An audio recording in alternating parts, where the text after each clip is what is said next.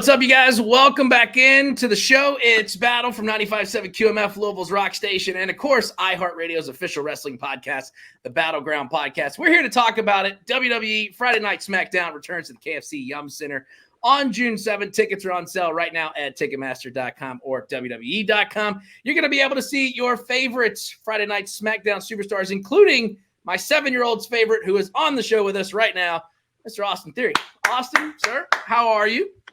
I'm doing pretty good, but it looks like I'm stuck in this little box. I'm stuck in here, all right? I've never, Battleground, is that what this show's called? Yeah, Battleground. I didn't know I'd be stuck in a box, but it smells good, so I'm doing all right. We try to keep it smelling good, unlike our friends, the baby faces, which I'm sure you talked to earlier. Yeah, you know what? Those are some cool guys. Maybe the name is a little but, it is what it is. But I didn't know that I was going to be interviewed by the WWE champion. Well, I'm not. Looks like I actually stole this from my 7-year-old. He's actually the champion. And usually what we do is in these interviews, my 7-year-old, big wrestling fan, he has his collection that he's basically stole from me. And every time I tell him that we have somebody on, he always has to send me with something to show that he has of that wrestler. So my 7-year-old sent this with me to show you on our interview today. Wow. That was a time on the independent scene where, I was doing what I'm doing now, and that's being a champion. Being an undefeated champion. So exactly. Nothing new to me. That just shows. Exactly. Nothing new to me. Yeah, and he's like, make sure you bring A-Town down that photo and show it to him that it's signed by him. And I was like, okay, I will bring it and let him know. So I've done What's that. His name? Liam. Liam, this is Austin Theory. And because you showed that photo, you get it, man. You get it. You could hang out with the greatest undefeated tag team champions, Austin Theory and Grayson Waller. You're welcome. So when we have a party, we'll let you know. We'll let you know, Liam. He also has been doing a shoey like Austin Theory too, and I'm like, dude, you're 7. Wait a second. Wait a second. You said a shoey. Yeah. Grayson Waller is obsessed with the shoey, but me, I tried it one time out of a brand new shoe. All right, it's not my thing, but I will say that Grayson will do it out of any shoe. He will take his shoe off that he's been walking in all day, and he'll do it, and that's his Australian thing, that's what he does. So, Liam, you might be doing that with Grayson Waller, and Austin Theory might just look the other way because I don't know about that. I'll do the same thing. Me and you can look the other way. They can do their own thing. But Speaking of Tag Team Championship, what was the experience like winning the WWE Tag Team Championship at WrestleMania 40, the biggest WrestleMania of all time? Man, how old is your son, Liam? He's 7.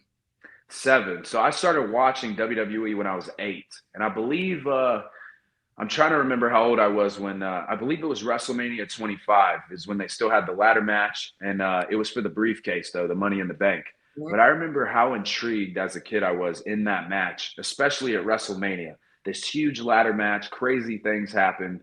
And for me, it's just one of those things to go from that as a child to, the biggest WrestleMania of all time, WrestleMania 40.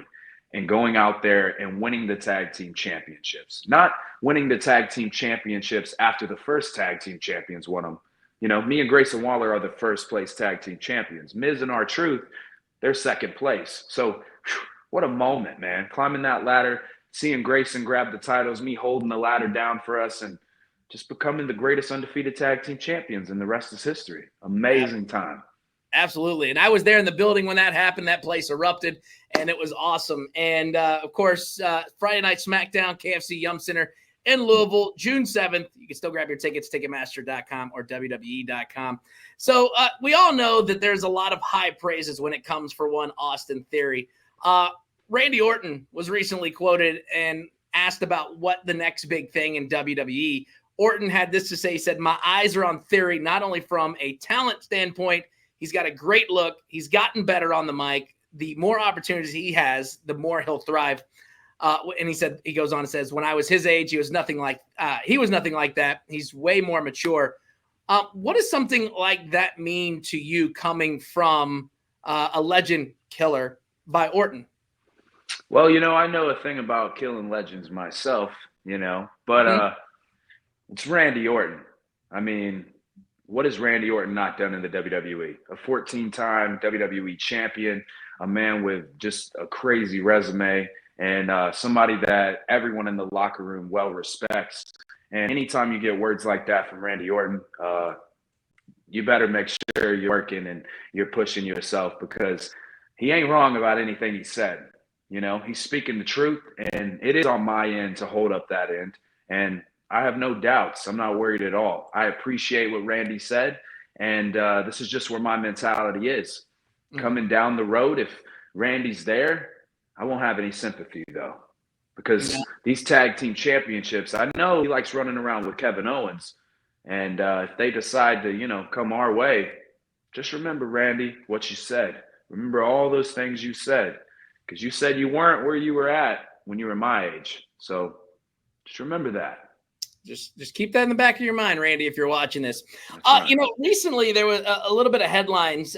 Dana White of the UFC recently said that he has no issue with UFC fighters crossing over into a WWE ring and vice versa.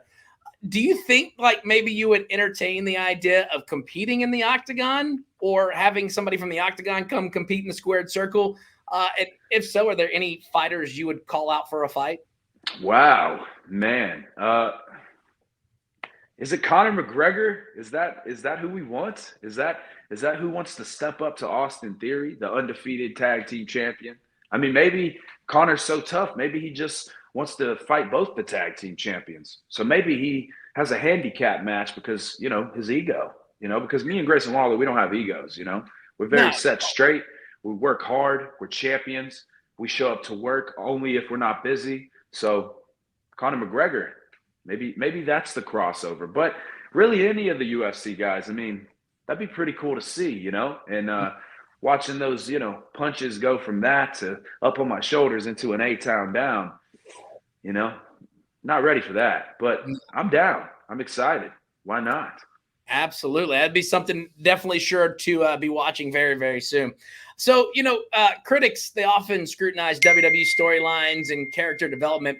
Let me ask you, how do you navigate and contribute to the creative process behind your character's arc and persona? And how has this process changed since Triple H has kind of taken charge at the helm? No pun intended. Man, it's really cool, man. With Triple H in charge, it's been such a exciting time.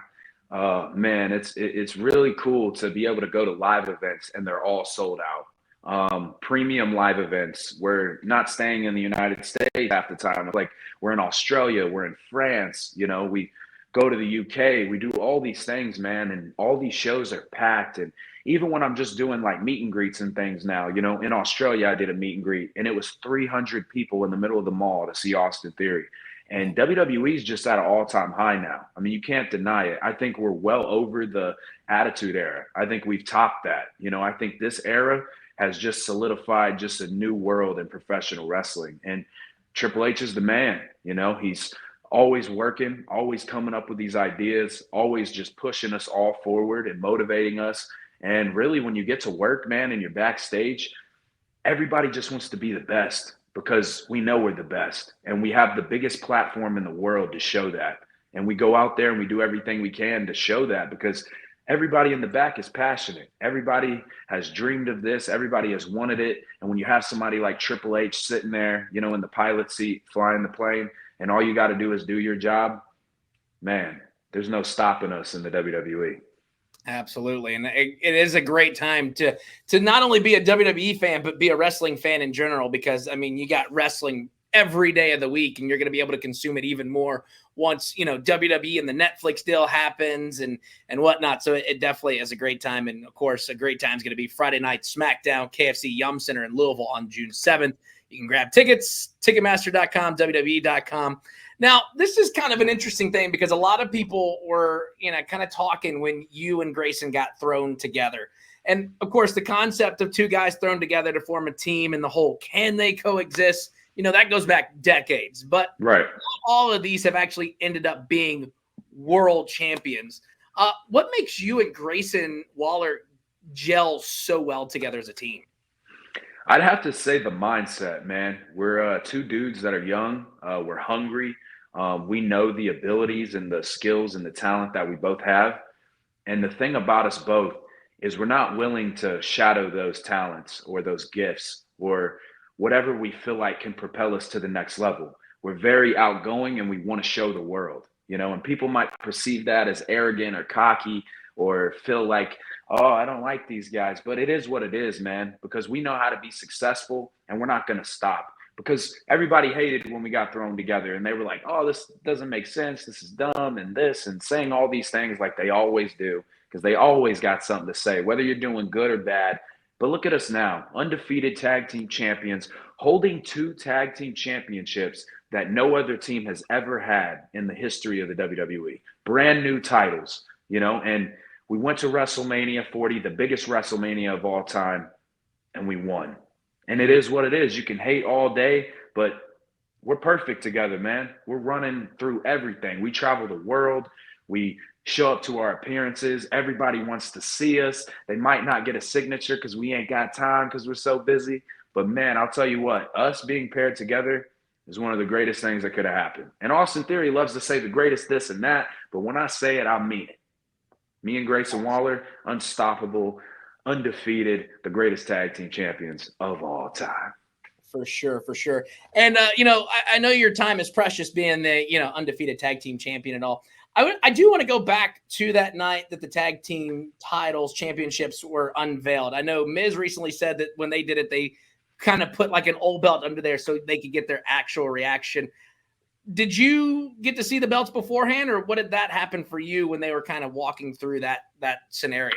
So when the new belts were unveiled, me and Grayson had no idea. We went out there, man, the blue titles, we you know, hey, these are a prestigious title, the history behind them, all the guys that have held these titles. You know, it's one of those things, like, I love having that. But, man, when you can have your own title and be the first one to ever have it, that's really cool. And I just remember me and Grayson, you know, it's all out there on SmackDown. We walked out. We kind of had the idea of, like, there's new titles. But, you know, we saw Miz and R-Truth's titles, and they look okay. You know, they're all right. So me and Grayson are thinking, like, there ain't nothing that's going to make us look better. And then they revealed them, and man, that moment of seeing them, I just wanted to hand the blue one to them, you know, like, wow, they look amazing. It really reminds me of Eddie Guerrero and Rey Mysterio when they had the tag team titles. They just, you know, it's the classic look, but it's all gold. And there's no better fit for it than Grayson Waller and Austin Theory. For sure. So, yeah, what a cool moment, man. And I even tell Grayson that. I'm like, dude, just think, as long as we've been fans of the WWE in our careers, we are the first ones to have these brand new tag team championships. Can't rewrite that. No, not at all. And that will be something that is never taken away. That's going to be etched in the record books of all WWE history of all time. Last question before I let you go. We always like to turn to ChatGPT to have them ask our guest a question. Most of the time we have to kind of like hit the computer a little bit because it always asks how do you got your start in professional wrestling? Yeah. One, which I'm sure you get asked a million times. This one wants to know, who would you rather take a stunner from again, Austin or KO? The disrespect. Hey, blame the computer, not me. You know what? I will say Kevin Owens, he's got a pretty good stunner. He's quick with it. He comes out of nowhere. Unfortunately, I've been caught a couple times with it. But, man, you got to give it to the GOAT, Stone Cold Steve Austin. I believe if you look at my career of stunners I've taken, that's the highest I've ever went. Stone Cold, I don't know what it is, man, but that arm, he's been whooping ass for so long. Man, all that beer, man, it's in that arm, you know, and you just get shotgunned with it. And I don't know. I remember just being in Dallas and looking at the top of the stadium for a good minute, and then I was, you know, landing on my head. So it was wild. I mean, a lot of people want to talk about when it comes to stunners. Yours is right up there with that one that he gave Scott Hall. So with the jump, him, Scott Hall, and The Rock. Let's be real, though, and don't mention The Rock. We all know that Austin Theory has the best stunner style of all time. It is what it is. It is what it is, you know. Yep. And yeah, don't bring up The Rock. All right, we don't need to talk about that guy. We'll exclude him from this, but please. Austin, man, it's great to have you on the show. It's an honor to get you here as the first time. And before we let you go, anything you want to say to people watching or listening this right now? Yeah, you guys better come see me at the KFC Yum Center because There ain't nothing yummier than me. I mean, I'm the greatest undefeated tag team champion of all time. And you should show up because who knows what we're going to do. Everybody loves Cody Rhodes, right? You love Cody Rhodes. He's got a story to finish. We might just beat him up just for fun. You know, we might not want to face him for the WWE title yet, but maybe we'll just beat him up because that's fun to us. But maybe we're busy. Maybe you guys only get to see us for a few minutes. But those few minutes, you better show up, all right? And The Rock's not going to be there. But I hope he shows up. I hope he hears this and he does show up. All right? Louisville, Kentucky. Show up, Rock. Show up. I would love it.